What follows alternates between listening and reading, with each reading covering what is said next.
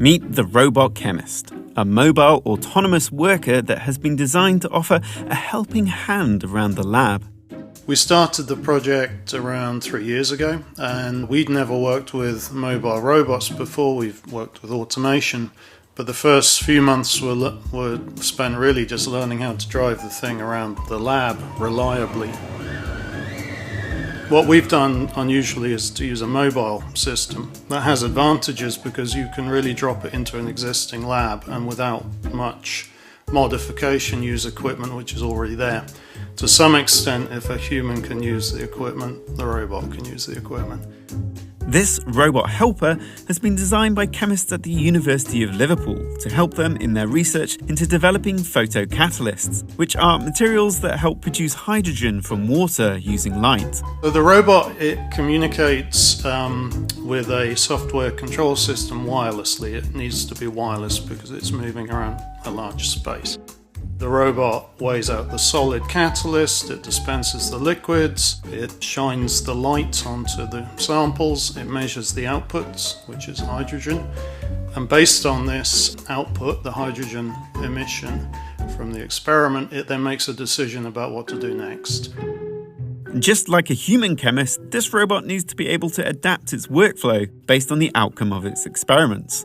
And this requires a computational solution. If you work out the number of possible combinations of the components in the experiment, it's something like 98 million. So the robot uses an optimization algorithm using a method called Bayesian optimization to navigate that chemical space. To help it work more like a human chemist, this optimization algorithm is a type of AI that gives the robot decision-making capabilities.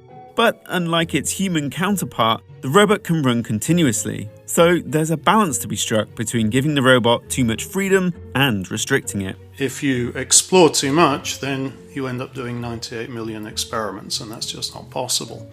But if you exploit too much, if you optimize too greedily or too quickly, you don't necessarily find the best solution. During these experiments, the robot relies on its articulating arm to interact with lab equipment. And at the end of this is a special gripper that allows the robot to pick things up and operate machinery. To navigate the lab and to avoid misplaced stools or avoid collisions with its human co-workers, this robot uses LiDAR, which is a bit like radar but uses lasers instead to map its 3D environment.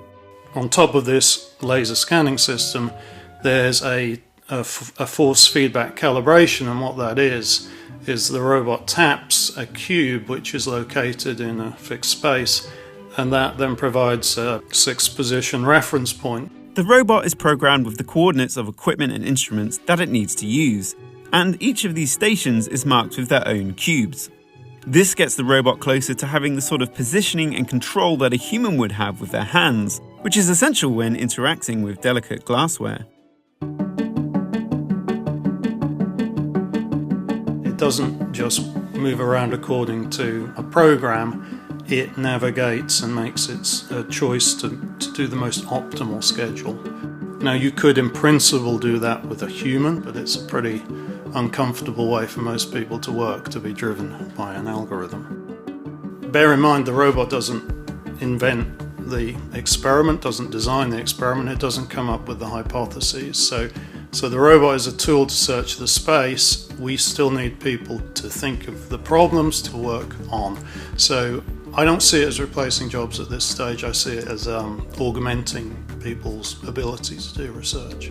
And amidst the global pandemic, the robot has found compelling new potential in maintaining lab work during periods of social distancing. We've now received a lot of interest on the technology in terms of how might you restart laboratories while still operating a certain level of social distancing. If you have a technology where you can load the system up, and then that takes 3 hours, and then it works for 8 days or 2 weeks by itself, then you can see possibilities there. So yeah, I'd be delighted if we can find some way to contribute to that.